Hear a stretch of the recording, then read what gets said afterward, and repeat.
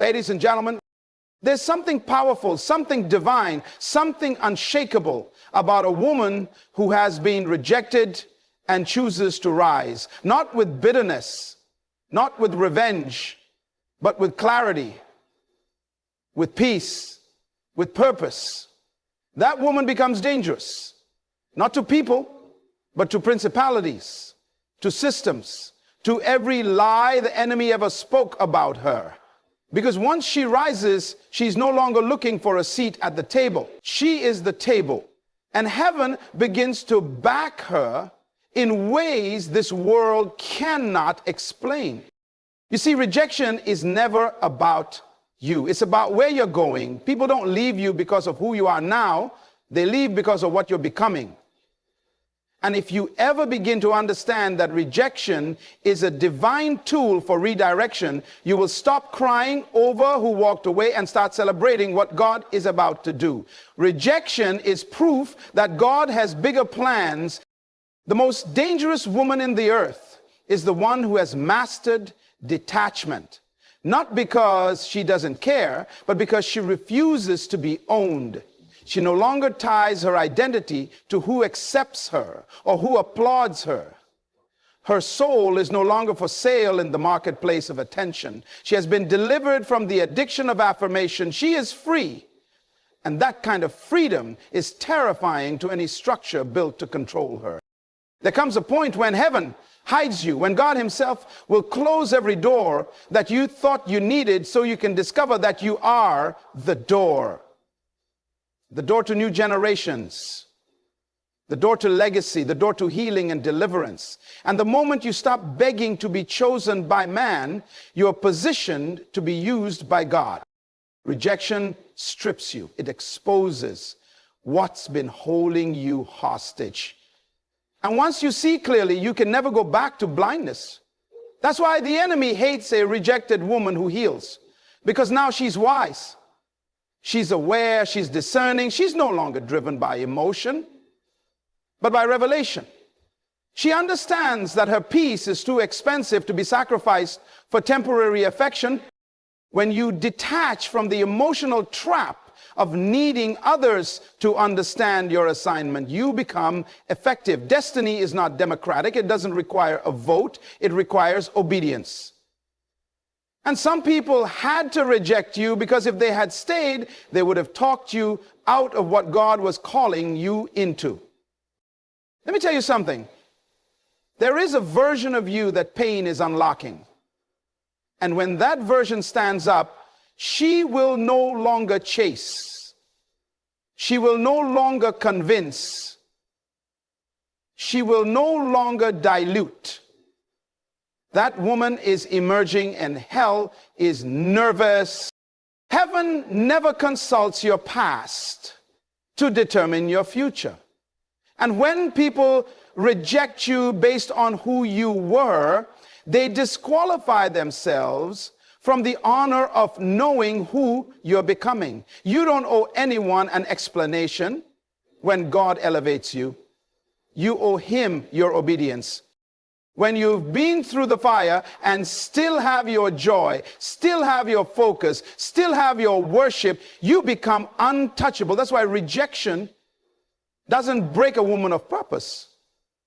It builds her. Because her validation never came from man. It came from the one who formed her in secret. Rejection does not delay you, it delivers you. It delivers you from the noise, from the crowd, from the expectations. It brings you back to the audience of one, to the place where your spirit hears clearly, your soul rests deeply, and your purpose speaks loudly. Rejection is not the end of purpose, it's the activation of it. When you are rejected, you are not being discarded, you are being positioned. What many see as the closing of a chapter is often God's way of turning the page. Purpose doesn't start in applause. It begins in the silence that follows abandonment. It is in the stillness of being overlooked, misunderstood, or cast aside that divine direction is born. The womb of rejection conceives revelation. It is not in the crowd that you find clarity. It is in the wilderness. Many of the greatest assignments in history began after the sting of rejection. Joseph was rejected by his brothers before he was promoted in Egypt. David was rejected by his own father before he was anointed king. Even Jesus was rejected by his own people before he stepped into his public assignment. Rejection always precedes elevation because it detaches you from depending on people and drives you into the presence of God. When rejection hits, it kills your need for approval. You stop needing to be seen and you begin to see. You see who you are. You see who God is. You see what matters. Purpose becomes louder than pain and calling becomes clearer than comfort. Rejection activates the part of you that had been dormant. The strength, the voice, the wisdom, the discernment that was buried beneath the need to fit in. It brings out the leader, the warrior, the builder, the visionary. Because when you're no longer accepted by people, you are forced to accept yourself. And self-acceptance is the doorway to divine confidence. You are no longer defined by the room you were shut out of. You are defined by the assignment you were born to fulfill. Rejection, therefore, is not a detour. It is the start of destiny.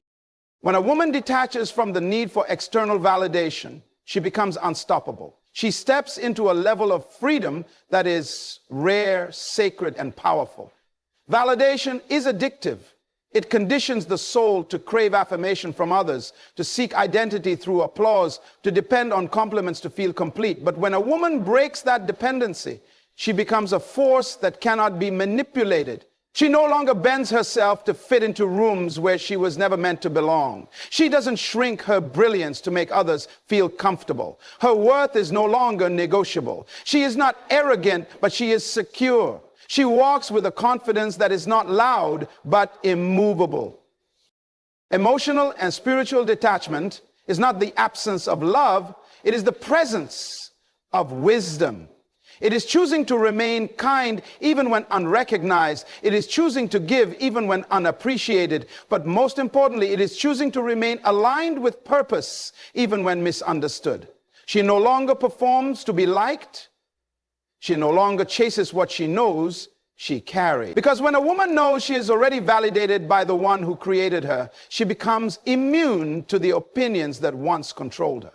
This kind of woman stops waiting for permission. She stops hesitating out of fear of being misjudged. Her yes to God becomes louder than her fear of man. She operates from a place of internal conviction, not external applause. She doesn't need a spotlight to shine. She is the light. This detachment gives her clarity. She knows when to speak, when to move, and when to let go. She is no longer reactive. And that kind of woman-centered, whole, and undistracted is a woman who can build nations, shift atmospheres, and walk in divine authority.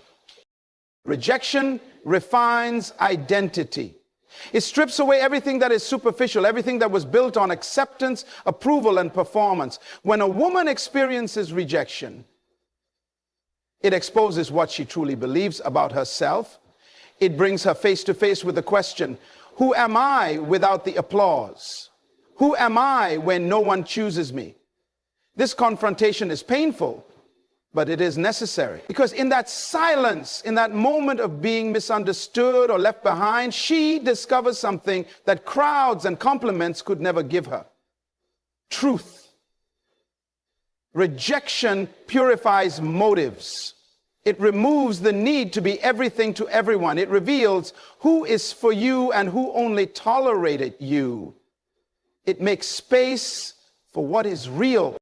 Identity is not discovered in celebration. It is uncovered in separation. Rejection becomes the fire that burns away false attachments. It highlights the difference between your role and your identity. Your role may change. Titles can be taken, relationships may shift, but your identity in God remains constant. You begin to realize that who left you didn't change your value. You are not less because someone couldn't see your worth. In fact, their departure often reveals how much more you were carrying than they could handle. This refining process builds unshakable confidence. You no longer look for mirrors in other people. You become your own mirror through the Word of God. You start walking in the truth that you are chosen not by man, but by purpose. You become bold, not because you feel strong, but because you've survived the shaking that was meant to break you. And when a woman's identity is no longer anchored in what people say, but in what God declared, she becomes resilient, focused, and fearlessly authentic. Rejection didn't reduce her. It revealed her. True confidence is birthed in private pain. It is not the product of public applause or outward success, but the result of silent battles fought in secret places. When a woman walks through rejection, abandonment, or betrayal and chooses to heal rather than harden, something powerful begins to grow in her spirit. That growth is not visible to others at first. It is not loud. It's not dramatic, but it is deep. In those lonely hours when tears become prayers and confusion becomes surrender, confidence is being forged. It is not the kind of confidence that brags. It is the kind that knows. It knows who she is even when others don't. It knows she is enough even when she's overlooked.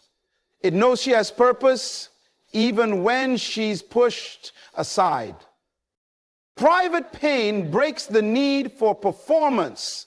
It removes the masks. It teaches you how to sit with discomfort without falling apart. In the hidden place when no one is watching and no one is affirming, you learn to find strength from within, and that strength, once developed, becomes unshakable. It becomes the quiet boldness in your eyes, the steadiness in your walk, the calm in your voice when others are losing theirs. You don't have to prove anything because the proving already happened in the dark. Pain becomes your teacher, not your prison. You no longer resent what happened, you honor it. Because without that pain, you wouldn't have discovered the depth of who you are. You wouldn't have found the voice that was buried under approval. Confidence is not the absence of struggle. It is the result of surviving it. And once a woman walks through fire and comes out with her faith intact, her confidence is no longer circumstantial. It's spiritual. It's rooted. It's divine. Divine separation is disguised as human rejection. When people walk away, when relationships collapse, when doors close that you were certain were yours, it feels personal. It feels like failure. But in the realm of purpose, what you call rejection, heaven often calls redirection. God will use the discomfort of being pushed out to pull you into what He originally designed for you. There are people whose presence would have delayed your assignment, but their absence has accelerated your growth. Sometimes the separation you resist is the very thing God ordained to preserve your destiny. You may not see it at first because divine separation doesn't always look spiritual. It looks like betrayal. It looks like heartbreak. It looks like silence from people who once celebrated you. But if you pay attention to the patterns of God, you will realize that separation often comes before elevation. Before Abraham became the father of nations, he had to leave his father's house. Before Ruth found Boaz, she had to walk away from everything familiar. Before Jesus launched his ministry, he was rejected in his own hometown. Rejection becomes the transportation system God uses to deliver you to your next season. What feels like being abandoned is really God removing distractions. He's silencing the voices that were shaping your confidence, pruning relationships that were preventing clarity. He separates so he can sanctify. He calls you out so he can call you up. You thought their absence would break you, but it actually made room for God to build something eternal in you. You no longer need to fight for what walked away. If it could leave, it was never meant to carry what God put inside you. Separation is not punishment. It is preparation. It is heaven's way of making sure nothing competes with his voice in your life. Rejection burns the bridges that distract you from purpose. It severs connections you were too emotionally tied to, relationships you were unwilling to release, and opportunities you thought you couldn't live without. There are seasons where God allows rejection not to hurt you, but to reroute you. You may not have had the courage to walk away from the wrong thing, so rejection becomes the fire that forces your exit. It is painful, yes, but it is necessary. Because sometimes the very thing that is holding you back is something you're still holding on to. Rejection does for you what comfort never could. It removes the option of going back. It closes doors that look good but are not God. It makes compromise uncomfortable and convenience unavailable. When a woman is distracted, she dilutes her effectiveness. Her mind is divided, her energy is scattered, and her vision becomes blurry. But when rejection comes, it has a way of snapping her back into alignment. It wakes her up. Suddenly she sees what she couldn't see before. She realizes that what she was chasing wasn't worth the cost.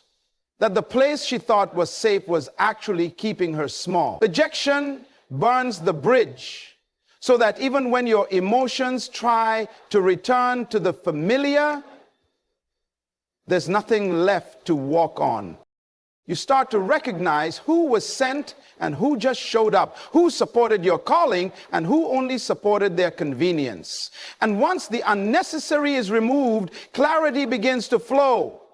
You're no longer spending energy proving your value. You're investing it into building what matters. Rejection clears the room. And sometimes the room has to be cleared before destiny can enter. The silence that follows is not emptiness. It's space for divine instruction. It's space for God to speak. A woman who masters her emotions becomes a weapon in the spirit. Her strength is not in how loud she can respond, but in how silent she can remain when provoked. She is no longer tossed back and forth by feelings or triggered by every opinion. She has learned the discipline of stillness, the wisdom of restraint, and the power of discernment. Emotional maturity is not about denial, it's about dominion. She doesn't suppress her feelings, she subjects them. She feels, but she doesn't follow. She weeps, but she doesn't quit. She loves deeply, but she doesn't lose herself in the process. The enemy does not fear emotional women. He fears disciplined ones. A woman who knows how to pause before she speaks, how to pray before she reacts, how to wait before she decides is a dangerous woman. She cannot be manipulated because she is no longer driven by impulse. She has learned that her emotions are indicators, not instructors. They may signal what's happening within, but they do not determine what happens next. She no longer lets offense take root in her soul. She doesn't give her peace away in arguments that don't align with her assignment. Her spirit rules her emotions, and that alignment makes her powerful. This mastery comes through pressure, through betrayal, through seasons where she had to carry pain in silence. It's in those moments when she could have broken but chose to build that emotional authority is born. Now her presence carries weight. Her words carry life. Her silence carries discernment. She doesn't respond to everything because not everything deserves her energy. She is led, not lured, directed, not distracted. Her emotional mastery becomes spiritual strength, and in the hands of God, she becomes a weapon, not of destruction, but of transformation. The rejection of man is often the approval of God. When people walk away, when doors close, when opportunities vanish, it may feel like loss, but in the realm of divine purpose, it is often a signal that heaven is saying you are ready for more. What man denies, God sometimes reserves. The no from people becomes a yes in the spirit. It's not personal. It's prophetic. God allows rejection because he doesn't want your identity to be tied to human validation. If the approval of others built you, their disapproval could destroy you. But when your confidence comes from God's acceptance, rejection becomes powerless. There are seasons where God will intentionally shield you from platforms, from promotions, from people, because he knows what's being offered is too small for what he placed inside you. The very thing you thought would elevate you might actually limit you. So he allows the door to close. And in that moment, your heart breaks, not realizing your future is being preserved. Sometimes God's greatest yes sounds like man, because divine assignments cannot be dependent on human applause. When people reject you, they are unknowingly releasing you. They are freeing you from obligation, expectation, and limitation. You begin to realize that you don't need their seat at the table. You are the table. Your value does not decrease because someone failed to see it. Their inability to recognize your worth does not mean you are unworthy. It means they were not assigned to your next season. God's approval is the only validation that carries eternal weight. And when he approves you, no one else's opinion can override it. You begin to walk differently, not arrogantly, but assured. Because you know that what they denied, God is about to multiply. What they dismissed, God is about to anoint. A dangerous woman is one who no longer fears being alone. Her power does not come from the crowd around her, but from the clarity within her. She has stopped viewing solitude as punishment and started seeing it as preparation. When a woman is no longer afraid of her own company, she becomes truly whole. She doesn't need someone beside her to feel secure. She doesn't need noise to feel significant. And she doesn't need attention to feel alive. She has learned to sit in silence and hear the voice of God. She has learned that intimacy with him is better than proximity to people. Many never fulfill their purpose because they are addicted to presence. The presence of people, relationships, conversations, and constant validation. But this woman has been detoxed from dependency. She doesn't cling, she doesn't chase, and she doesn't settle. Loneliness no longer torments her because she has encountered the one who never leaves. She is not waiting to be completed. She is walking as complete. In a world where identity is often borrowed from relationships, her wholeness is a threat. She is not looking for someone to make her feel valuable. She already knows her value. So when she enters any space, she comes with substance, not need. She contributes, she builds, she strengthens. This kind of woman cannot be manipulated because the fear of losing someone no longer controls her decisions. She will not compromise truth for companionship, nor trade her peace for attention. Her solitude has sharpened her discernment. Her isolation has matured her spirit. Now she sees clearly, walks boldly, and chooses wisely. She is no longer governed by the need to belong because she belongs to the one who called her. And in that belonging, she has found her voice, her strength, and her divine identity. Rejection births revelation. It creates space for divine downloads that would have been impossible in the noise of acceptance. When a woman is rejected, her environment shifts. People become silent. The distractions fade. The applause stops. And in that sacred stillness, God begins to speak. He reveals truth that was buried beneath the opinions of others. He uncovers purpose that was hidden behind the desire to fit in. He whispers identity, direction, and vision in ways that couldn't be heard when she was surrounded by affirmation. The pain of rejection clears her spiritual ears. It removes the static. It removes the unnecessary. It creates room for clarity. In that lonely place, she receives understanding. She begins to see the patterns, the divine setup. She starts to realize that what looked like the end was actually an invitation to something greater. And the deeper the rejection, the deeper the revelation, because now she's listening with her spirit, not just her emotions. She's not asking, why did they leave? She's asking, what are you showing me, Lord? That shift is what makes her dangerous. Because revelation becomes her weapon. She no longer moves by assumption, she moves by instruction. This kind of insight cannot be taught. It can't be learned in a classroom or acquired through books. It is imparted in the secret place where pain and presence collide, where confusion and faith wrestle until wisdom emerges. Rejection pushes her into that place. And once she receives revelation, she no longer needs to be seen or heard. She no longer needs to be seen or heard or understood by the ones who left, because she has seen something greater. She has heard something eternal. And that encounter rewrites everything. It redefines how she sees herself, how she moves, how she speaks, and what she builds from that moment on.